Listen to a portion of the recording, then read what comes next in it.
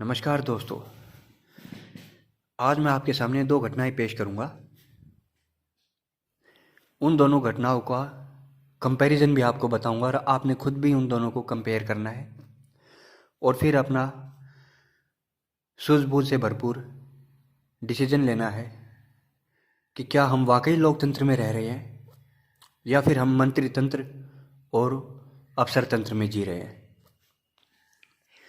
एक घटना कुछ साल पहले हुई थी। बीएसएफ का जवान तेज बहादुर यादव, उसने बीएसएफ में मिलने वाले घटिया खाने के ऊपर रिपोर्ट किया।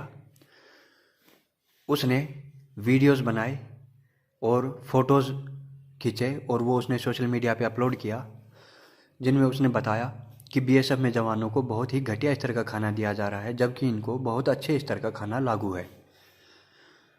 उसने यह संदेश दिया कि बीएसएफ के अंदर खाने को लेकर, जवानों को दिए जाने वाले खाने में गबन हो रहा है, जिसको जल्दी से जल्दी ठीक करना ज़रूरी है, ताकि जवान जो किसी भी फौज की रीढ़ की हड्डी है, उन जवानों को पर्याप्त मात्रा में पोषण मिल सके, जो कि हमारे देश के लिए भी फायदेमंद है। इसकी वजह से सरकार उसके पीछे पड़ गई। टीवी मीडिया और अखबार मीडिया वो उसके पीछे पड़ गई। सरकार ने उस बंदे को डिसमिस किया और टीवी मीडिया और अखबार मीडिया ने उसे बदनाम किया। उसके बारे में खबरें चलाई गई कि ये बंदा, उसको दिखाया गया कि ये जो तेज बहादुर यादव है, ये देश का विलन है, इसने देश की इन्फॉर्मेशन बाहर, फौज की इन्फॉर्मेशन लीक की है।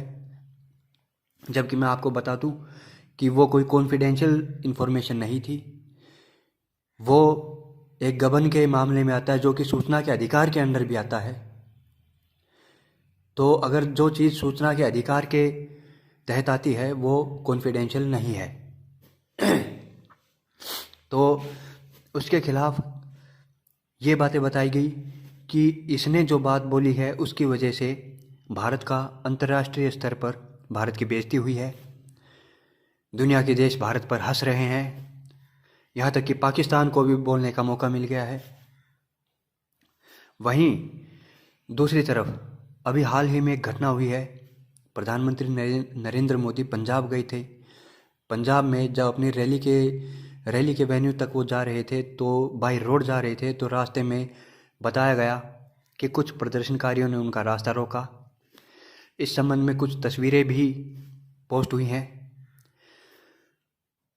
न्यूज़ चैनल पर बताया गया कि प्रधानमंत्री वहाँ से वापस आए।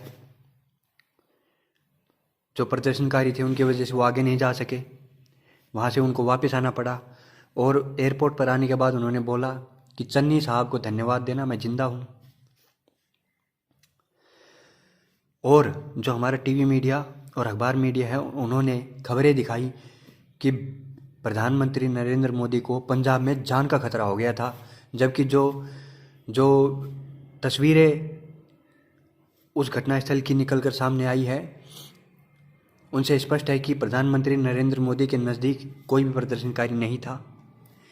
दूसरा, प्रदर्शनकारी जो थे उनके हाथ में भाजपा का झंडा भी था।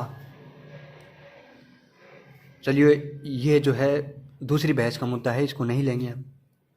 तो उसे स्पष्ट होता है कि प्रधानमंत्री नरेंद्र मोदी के आसपास में कोई भीड़ नहीं थी, उन्हें किसी प्रकार की जान का खतरा नहीं था। लेकिन फिर भी उन्होंने ये बात बोली, और ये बात जब बाहर के देशों में गई, पाकिस्तान में गई, तो वहाँ पर इस बात का बहुत मजाक उड़ाया गया। तो आप एक छोटा सा कंपैरिजन कीजिए कि एक बीएसएफ के एक जवान ने उसको मिलने वाले घटिया स्तर के खाने की आवाज़ उठाई और उसने कहा, उसने डिमांड की, उसने प्रार्थना की कि भाई मुझे अच्छा खाना दिया जाए, ये जो घटिया खाना मिल रहा है इसके बजाय मुझे अच्छा खाना दिया जाए, और जो लोग इस चीज़ में लिप्त हैं उनके खिलाफ कार्रवाई की जाए।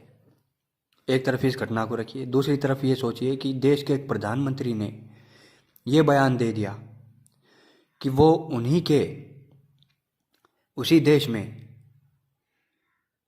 के किसी राज्य में प्रधानमंत्री, उनकी जान को खतरा है। प्रधानमंत्री, भारत के प्रधानमंत्री भारत में ही सुरक्षित नहीं है। एक इस बात को एक तरफ रखिए और दोनों में कंपैरिजन कीजिए प्लीज़। आप मेरे को बताइए, कमेंट लिखकर बताइए मुझे कि इन दोनों बातों में से किस बात पर देश की ज़्यादा बेइज्जती होगी। एक खाने के, फौज को दिए जाने वाले खाने को लेकर, या देश के प्रधानमंत्री की सुरक्षा को लेकर। और वो भी प्रधानमंत्री जिनके साथ एसपीजी, जो सिर्फ और सिर्फ आज के दिन में प्रधानमंत्री की सुरक्षा में लगी हुई है। इतना बड़ा एक काफिला है सुरक्षा का, उसके बावजूद भी जो है उनकी जान को खतरा हो जाता है। वो उन्होंने खुद बताया है, जबकि ऐसा है नहीं। तो बताइए इनमें से किस बात में देश की ज़्यादा बेइज्जती होती है। कमेंट लिख के मुझे बताइए प्लीज़। तो इससे क्या स्पष्ट होता है कि अगर आम आदमी किसी अत्याचार या अन्याय के खिलाफ भी आवाज़ उठाए तो उसका दमन किया जाए। अगर सरकारी तंत्र के खिलाफ अगर कोई आवाज़ उठाए तो उसका दमन ज़रूर किया जाए।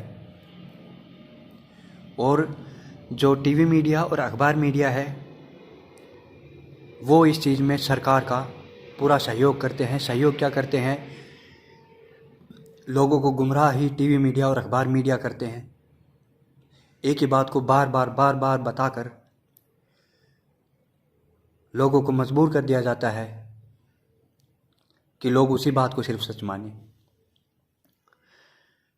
इसीलिए मैंने शुरू में कहा था कि हम